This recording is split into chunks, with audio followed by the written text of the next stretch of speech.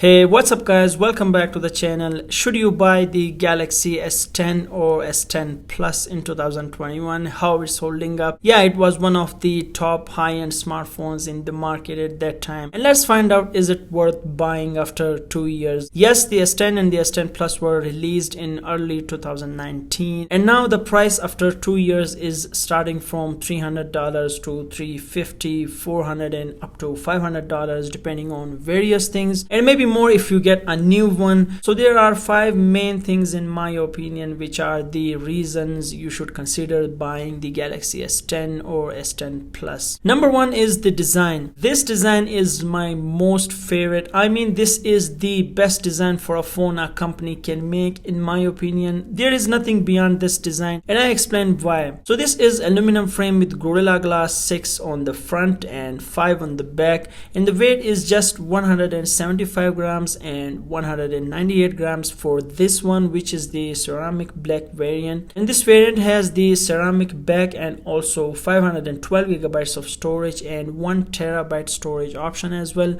with 8 gigs or 12 gigs of RAM option. And this ceramic variant with 512 gigs was $250 more expensive than the regular models, and now also it may be expensive than the other variants, and this is mainly due to the higher storage and a very premium ceramic used in it, and it just feels much premium and stronger than the other variants, but it is more heavy, slippery and fingerprint magnet. But the good thing is that it can be cleaned very easily and it just gets this shiny premium look back.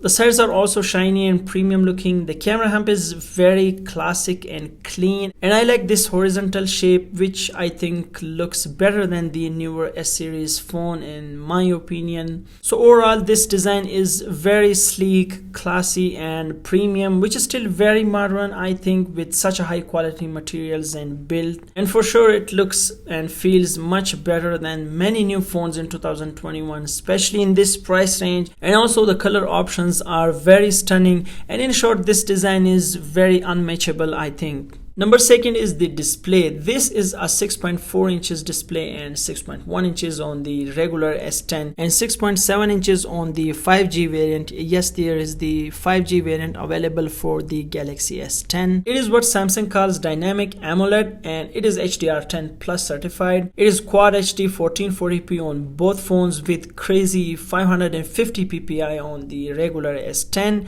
and 522 ppi on the S10 Plus, this one. And there is nothing to say about it, how beautiful, colorful, bright it is, and these small bezels make it more immersive. Samsung calls it next level infinity display, which is true. Both phones have up to 90% screen to body ratio, which is very beautiful, and it has this laser cutout for 2 front cameras, and it looks less annoying and more modern. It also has an ultrasonic fingerprint sensor under this display, and it is the first under display ultrasonic sensor, which means it is more faster and accurate, and it also works when the phone screen is off, and it is quite reliable as well with the software updates especially. So this panel is 60 Hz, not the higher refresh rate, which is now pretty common, but this display with 60 Hz is still far better looking than many screens with high refresh rate. And yeah, it looks a little bit lazy, but if you turn off the animations then you might feel it is much different. So again, this display is still not old by any means, and yeah, obviously it just lacks higher refresh rate, but other than that it is still one of the best displays in the industry. So number 3 is the camera system. It is a pretty versatile camera setup. So there are 3 lenses. One is a main lens, second a zoom lens, and third a wide angle lens, and all of them are very exceptional at their job. The main lens captures extremely good photos, and still it is comparable to almost all types of smartphone cameras. And you know what I mean, it is super consistent with the software customizations and color science. It still captures some pro level smartphone pictures. The zoom lens is also good. It is very useful for portraits. Of course it is used in portrait mode and it also works perfectly. And the wide angle camera is my most favorite. It is 16 megapixels. It is one of the best wide angle cameras I have seen. It is high resolution and it captures very clear, sharp wide angle images which you find on most wide angle cameras very less. So overall, for the picture quality, all the cameras are still pretty much relevant, and obviously this is not an old camera system, except the new trend of the crazy zoom competition between the cameras on phones from different companies. But for overall users, I think this type of flexible camera setup is very useful. Like, you can take some very excellent portraits and at the same time some very sharp wide angle shots, and it has much improved with the software updates. Of course, this is now upgradable to Android 11, and with these updates it is just made more future proof. It is not the most great or best camera system, but yeah, that all gimmicks or features come at a higher price. So for this price, this is an excellent camera setup. In the video department, it is also exceptional. It can shoot 4K 60 FPS video on both the front and back cameras, which is very impressive. Video quality is also excellent. The selfies are also good, but most of the time more softer and overexposed in bright daylight. But overall, this camera system is one of the major reasons to consider buying this phone. And then number 4 comes the performance. So it has the Qualcomm Snapdragon 855 or Exynos 9820 processor. The Exynos is 8nm while the Snapdragon is 7nm architecture, meaning both are super fast and power efficient. The Snapdragon is slightly better at the performance as well as battery life, which you probably know about that, but the Exynos is also not bad at all. I mean, 8nm architecture is a beast in terms of power efficiency and speed, and both of them perform extremely well because they are not old by any means. Like, there are only 2 generations of newer processors there, the Snapdragon 865, 65 plus and 888, and same with the Exynos. So these processors are still very fast, and they are still far better than so many mid-range phones, especially in this price range, in terms of the processing power. And I think this phone is for almost all types of people in terms of performance, like power users, average users, and it has more than enough power. Games are very smooth, and other heavy tasks like video editing are still very supported. So this is for sure a very capable and powerful device, and if you are buying for the performance, you are not gonna get disappointed with it.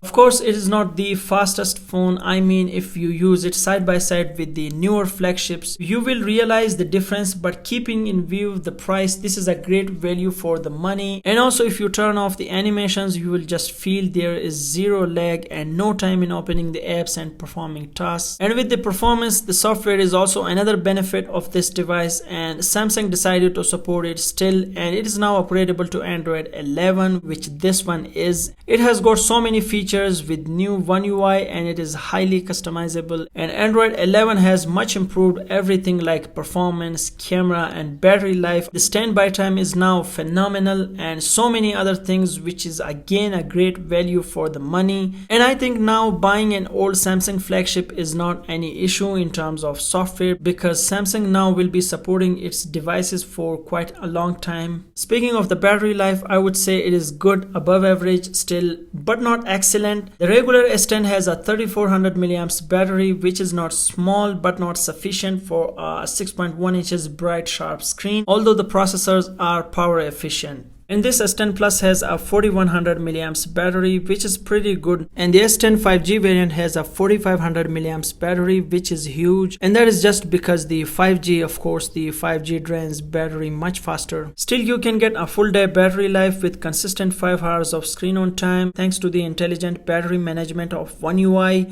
more RAM along with power efficient processors. The Exynos processors are a little bit falling behind in terms of the battery life, and it does get warm while doing some heavy tasks, but the Snapdragon variants are better in that department. So if you want an extra battery life, you should go for the Plus one, not the regular S10.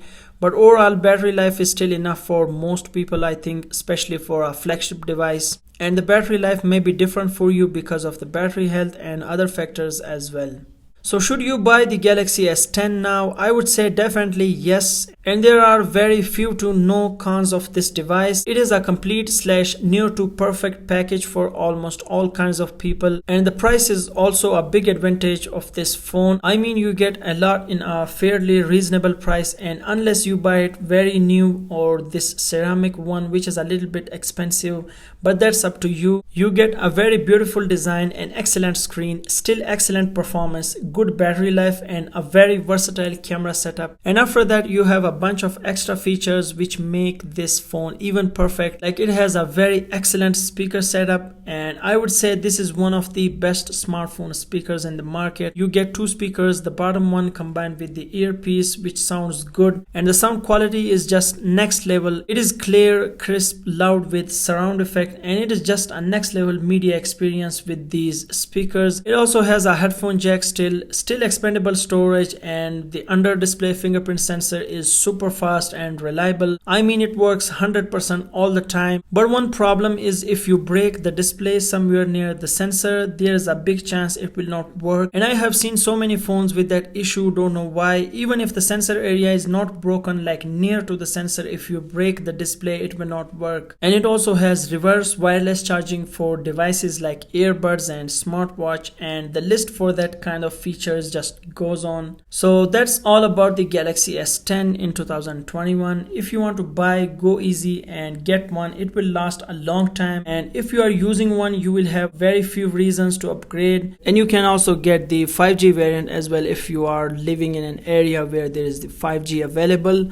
And let me know in the comments below if you are using one. And thank you so much guys for watching. Please be sure to subscribe to make it 1,000 and hit the like to support the channel. I will see you in the next one.